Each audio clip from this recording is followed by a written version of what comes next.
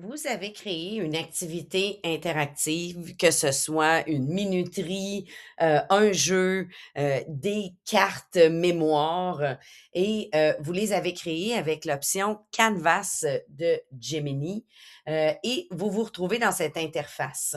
Donc, vous avez fait tous les corrections nécessaires. Vous êtes prêt maintenant à le partager avec vos élèves.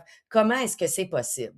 Pour le moment, dans Gemini, il n'est pas possible de le partager directement à partir de l'interface.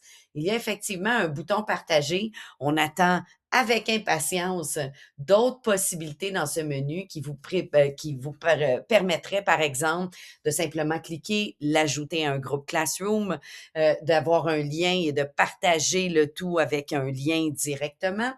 Pour le moment, on a une petite passe-passe à faire qui est un petit peu plus complexe, mais qui se fait quand même très bien, qui nous permet même de découvrir un autre outil.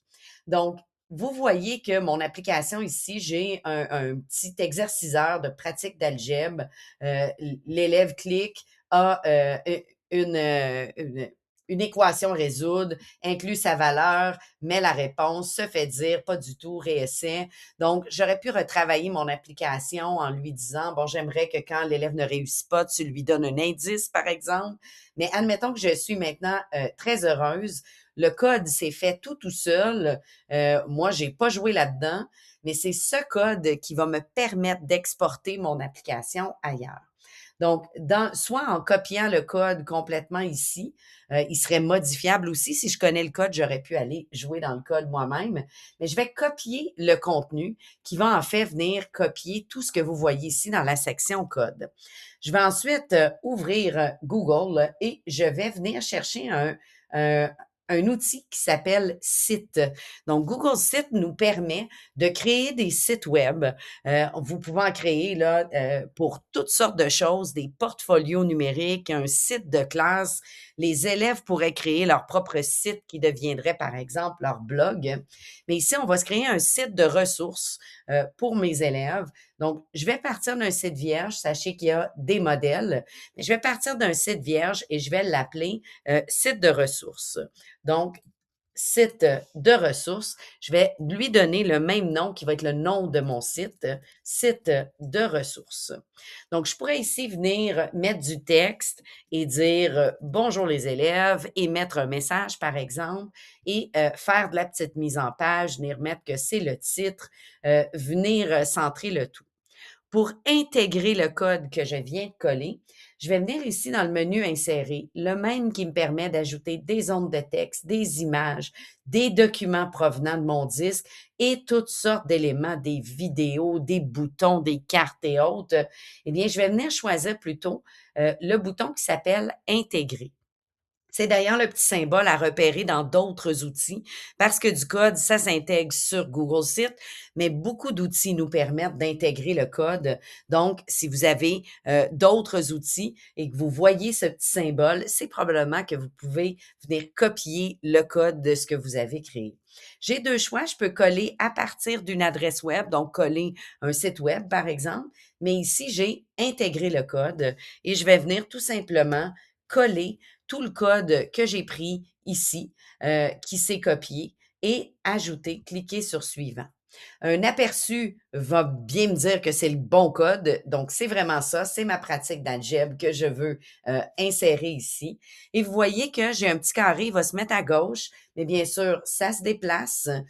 Vous avez les petits points bleus ici vous permettent d'agrandir le tout. Et je pourrais bien sûr ajouter du texte, donner des instructions aux élèves, par exemple, sur l'utilisation. Lorsque je suis prête et que mon site est terminé, je vais venir publier mon site.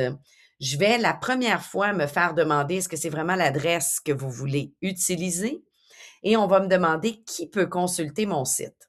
J'ai plusieurs choix.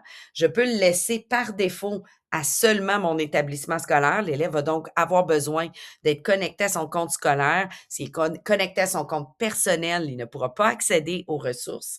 Sinon, je peux venir gérer le tout et ça ressemble beaucoup à tous les autres outils de partage dans la suite Google. Je viendrai ici dire que le site est public et donc, par exemple, si c'est un site de ressources que vous voulez, que les élèves puissent partager avec les parents, par exemple, public serait probablement, la meilleure façon.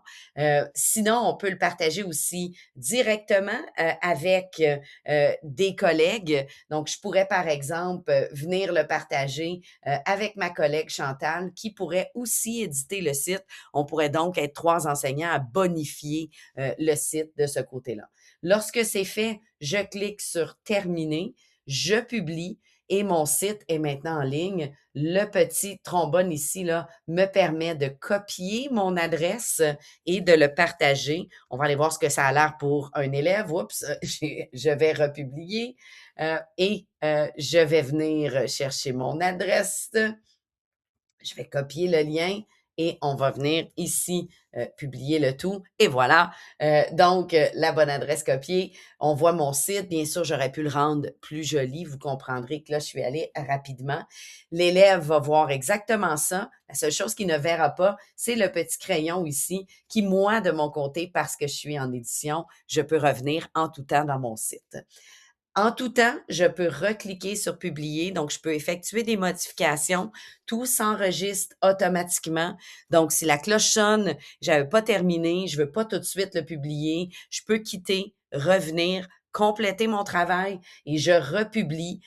Ici, s'il y avait des publications, il m'aurait dit, ben c'est bien publié, vos modifications. Là, j'ai rien modifié. Donc, à chaque fois, il faut juste penser à republier si on publie pas, les élèves ne voient pas ce qu'on a mis en ligne, mais ça vous donne le contrôle sur ce que vous souhaitez afficher ou pas. Je suis passée très vite pour Google Sites. Si vous avez des questions sur Google Sites, ne vous gênez pas. Il existe plusieurs ressources que je pourrais vous partager, mais vous pourriez lui ajouter différentes pages, donc différentes sections, si vous avez par exemple plusieurs thématiques. Et bien sûr, on peut venir jouer un peu avec la mise en page. On n'est pas dans un grand outil de site web qui vous permet des tonnes de choses, mais qui est suffisamment simple pour créer quelque chose d'efficace, de joli et surtout de pédagogique.